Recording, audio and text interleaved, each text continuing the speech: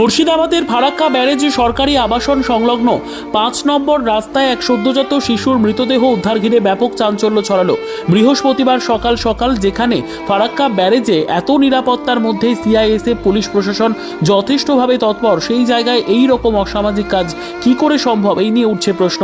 রাউন্ডে থাকা সিআইএসএফ জওয়ানদের নজরে পড়ে ৪ নম্বর ব্লকে রাস্তার ধারে এক সদ্যজাত শিশুর মৃতদেহ পড়ে রয়েছে। সঙ্গে সঙ্গে তারা কন্ট্রোল রুম ও ফারাক্কা থানার পুলিশকে খবর দেয়।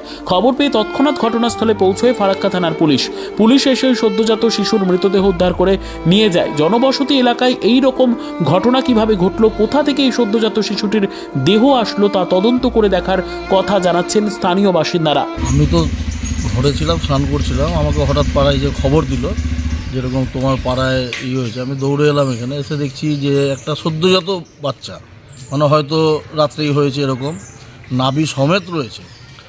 একটা কুকুরে, হয়তো কুকুর কিংবা শিয়াল তো প্রচুর আছে, একটা হাত নেই, একটা পা নেই, খেয়ে নিয়েছে। তো এই জিনিসটা তো একটা চাঞ্চল্য তৈরি হচ্ছে। ফারাক্কা ব্যারেজের মতন জায়গাতে রাস্তার পাশে, হয়তো রাস্তার পাশে কেউ ফেলে যায়নি, কুকুরই টেনে নিয়ে আসছে, কিন্তু কেউ তো ফেলেছে।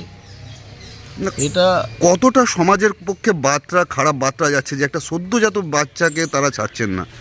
এটা সমাজের পক্ষে তো ক্ষতিকারক, অবশ্যই ক্ষতিকারক। যে একটা সদ্যজাত বাচ্চা যার জন্ম দিয়ে তাকে এরমভাবে ফেলে দিয়ে গেল, মানে আজকালকার দুনিয়ায় এই জিনিসটা হওয়াটা মানে অস্বাভাবিক ব্যাপার। তাহলে এই প্রজেক্টে যাবেন আপনি না, এটা কুকর্মর ব্যাপার থেকেও সবচেয়ে বড় ব্যাপার, এটা তো বাচ্চা হয়েছে।